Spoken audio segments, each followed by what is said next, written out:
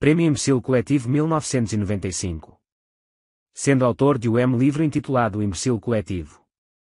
Atualidades inculturais brasileiras, que mediante exemplificação sobeja demonstra que de uns anos para cá vem acontecendo algo de esquisito na cabeça dos intelectuais brasileiros, resolvi instituir o Prêmio Imbecil Coletivo 1995, para incentivo e enaltecimento daqueles homens de letras que desempenharam funções de relevo no esforço comum da inteligência para confundir em vez de explicar.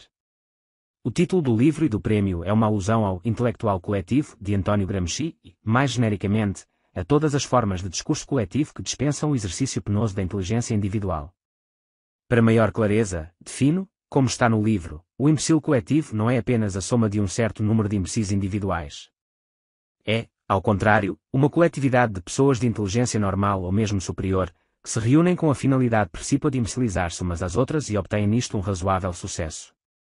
Uma vez instituído o prêmio, não posso deixar de atribuí-lo àquele que se tornou, por atos e palavras, na unidade gramsciana da teoria e da prática, o porta-voz assumido e, mais que porta-voz, a encarnação individualizada do imbecil coletivo.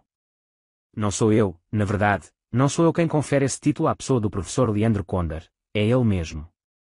Não lhe vem de fora essa honraria, como artifício colado, mas sim de dentro, ab impector como diria Horácio, por uma livre autoafirmação da vontade que proclama, sou, mas quem não é? Mesmo fazendo-se abstração dos méritos acumulados ao longo de algumas décadas de militância gramsciana, o professor Condor já faria jus ao Prêmio Imbecil Coletivo 1995 somente pelo seu artigo, A Burrice da Esquerda, publicado em O Globo de 22 de julho. Com aquele poder de síntese que em 3 laudas diz tudo, o professor Condor, na referida obra, diz tudo o que a comissão julgadora do prémio precisava saber a seu respeito para colocá-lo muito acima de seus eventuais concorrentes.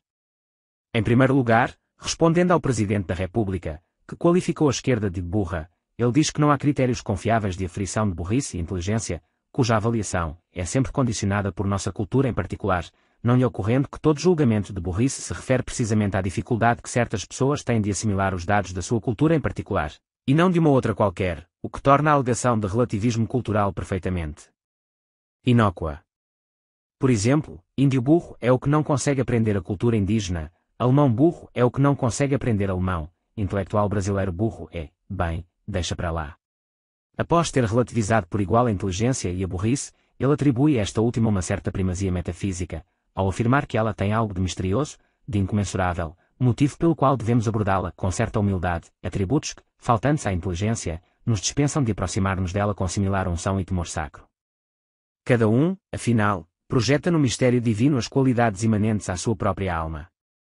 Aristóteles via na inteligência e na inteligibilidade as marcas essenciais do divino. Outros preferem ser devotos do Deus asno, cair de joelhos, ou de 4, ante o altar de trevas de Santa Inépcia.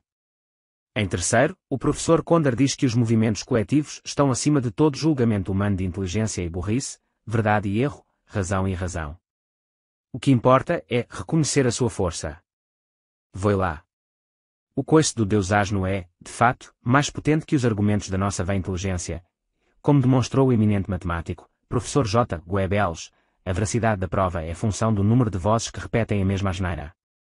Em verdade vos digo, temor reverencial ante a burrice, transmutação da força em argumento são caracteres essenciais do granchismo, um tempero de pragmatismo e surrealismo com que o guru do professor Condor deu um sabor mais picante à velha sopa marxista.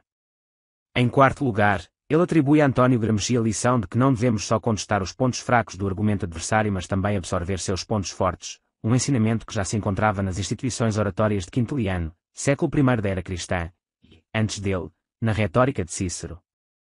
É que a Revolução Cultural gramsciana baniu da biblioteca do professor Condor essas velharias. Seguindo o exemplo condoriano, as escolas do século XXI ensinarão às crianças a verdade. Quem inventou o teorema de Pitágoras e a lógica de Aristóteles foi Antônio Gramsci. Escavações recentes sugerem que ele foi também o arquiteto das pirâmides do Egito e o pai do primeiro homem de Neandertal. Finalmente, o professor Condor declara que, inexistindo diferença objetiva entre inteligência e burrice, estas duas palavras só valem para efeito de xingamento. Aqui há um ponto obscuro no pensamento gramsciano: se nos movimentos coletivos a força é uma espécie de inteligência, os xingamentos, desde que repetidos um certo número de vezes, não se tornariam argumentos perfeitamente válidos. O professor Condor nada nos disse a respeito, mas podemos adivinhar que trabalha neste momento em sua nova obra, que será um pendant do livro de Michel Foucault, As Palavras e as Coisas. Chamar-se-á As Palavras e os Coices.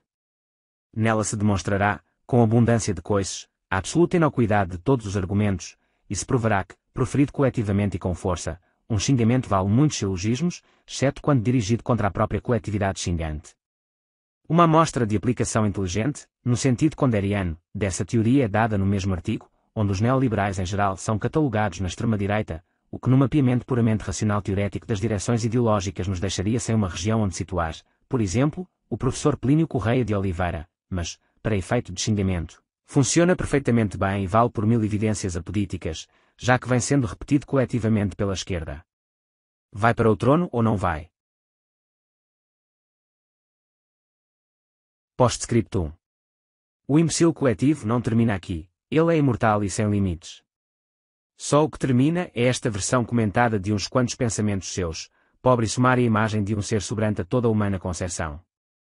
Lamento não ter podido incluir, nestas páginas, a argumentação do filósofo Renato Janine Ribeiro em defesa dos direitos humanos de cães e gatos, singular aplicação da doutrina Magri por um pensador que de certo não se inclui entre os admiradores do ex-ministro, nem nada a respeito dos ciclos arte pensamento e libertinos, libertários, que preencheriam cada qual um volume, nem o pensamento vivo, quão vivo, do Dr. Leir Ribeiro, nem a mais leve menção ao ensino de filosofia nos ginásios, que abre perspectivas ilimitadas à expansão imbecil cultiva, nem algo mais que uma breve menção ao simpósio convocado para discutir a crise da razão do Sr. Adalto Novaes.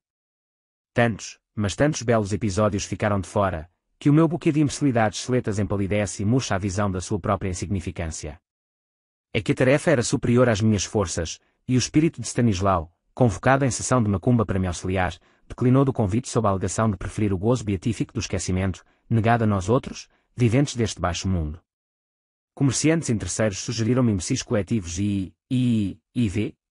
seguidos de disco, camisetas, bottoms, álbum de figurinhas, chicletes e finalmente um espetacular multimídia, narrado por Vicentinho, com Carlo Bronco Dinossauro no papel de António Gramsci e o Dr. Enéas no de Marilena Chauí. Cheguei a pensar no assunto. Tentei mesmo formar uma comissão para planejar o empreendimento. Só que meu advogado, Dr. Jaime Mesquita, coordenador da mesma, indo convidar para integrá-la um conhecido assessor técnico do Ministério da Cultura, diz ter recebido em resposta 2 olhos arregalados e interrogação ansiosa: comissão. De quanto? De quanto? Assim, realmente, não há condições.